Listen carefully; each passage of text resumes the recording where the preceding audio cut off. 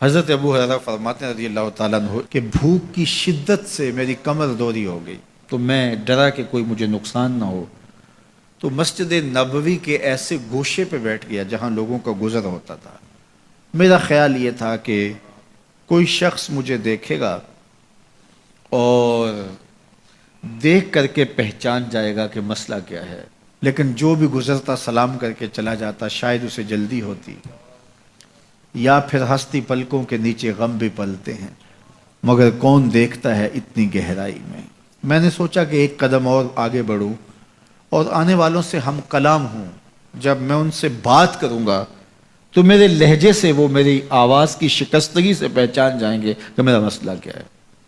تو کہتے ہیں حضرت عمر رضی اللہ تعالیٰ عنہ آئے، میں ان سے کوئی مسئلہ شرعیہ دریافت کیا، لیکن شاید انہیں بھی جلدی تھی، انہوں نے مسئلہ بتایا اور آگے بڑھ گئے۔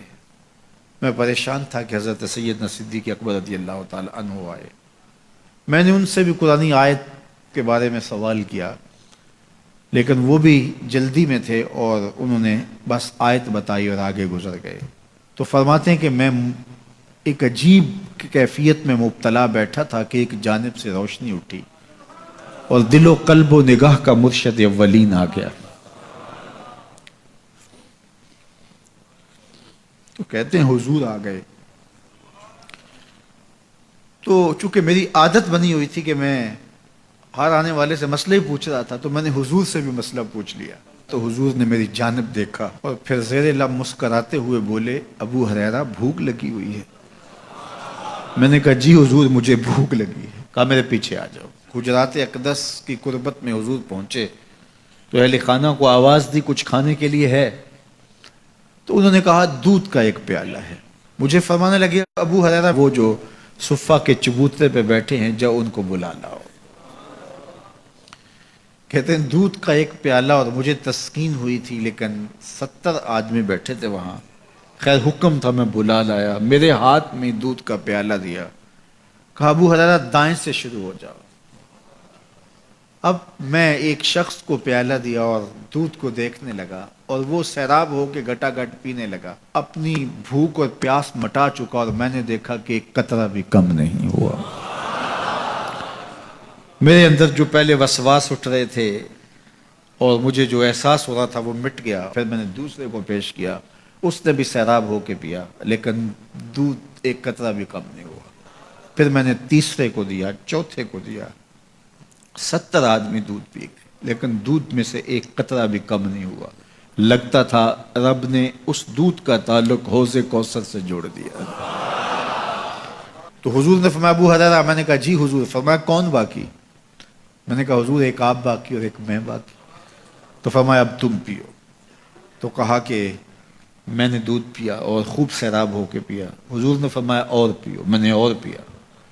پھر فرمایا اور پیو۔ میں نے کہا مجھے قسم ہے اس ذات کی جس نے آپ کو حق کے ساتھ مبعوث کیا ہے، میرے میں ایک قطرے کی گنجائش بھی نہیں ہے۔ حضور نے میرے ہاتھ سے دودھ لیا اور خود نوش جاں کرتے ہوئے فرمایا ساقی القوم آخرہم شربا، قوم کا جو ساقی ہوتا ہے وہ آخر میں پیتا ہے۔ تو دودھ کا ایک پیالہ 72 لوگوں کے لیے کافی ہو گیا۔ یہ صحیح حدیث کے اندر حضور کا معجزہ موجود ہے، آپ نے بارہا علماء سے سنا۔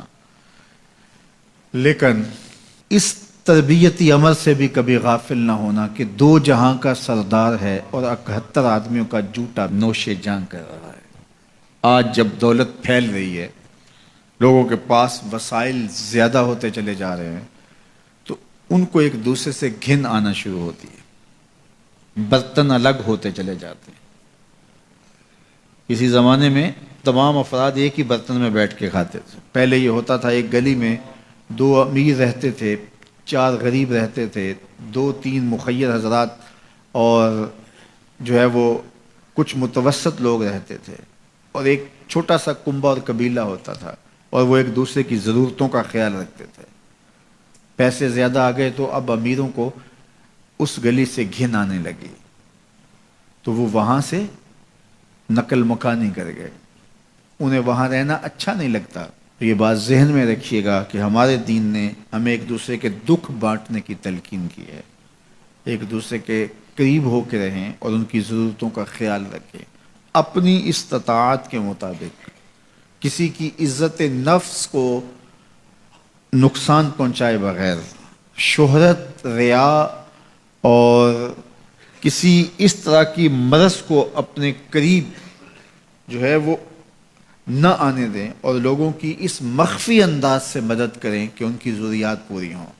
بلکہ میرے حضور نے ارشاد فرمایا، جس شخص نے صدقہ کیا اور اتنے مخفی انداز میں کیا کہ جو دائیں نے خرچ کیا بائیں کو خبر نہیں ہوئی، جب بائیں کو خبر نہیں ہوئی تو ہمسائے کو خبر کیسے ہوگی؟ لیکن یہاں تو 7 اخباروں میں خبر چھپتی ہے کہ فلاں صاحب نے فلاں غریب کی بیٹی کی شادی کی ہے۔ ذرا سوچ، اگر یہاں تیری بیٹی کھڑی ہوتی تو تیرا روح سخن کیا ہوتا؟ لوگوں کی غربت کا مذاق نہ اڑاؤ، لوگوں کے جذبات سے کھیلو نہ۔ اللہ نے اگر آپ کو کچھ عطا کیا ہے تو پھر لوگوں کی ضرورتوں کو پورا کرو، لیکن ان کے جذبات سے مت کھیلو اور لوگوں کی ضرورتوں کا پورا خیال رکھو۔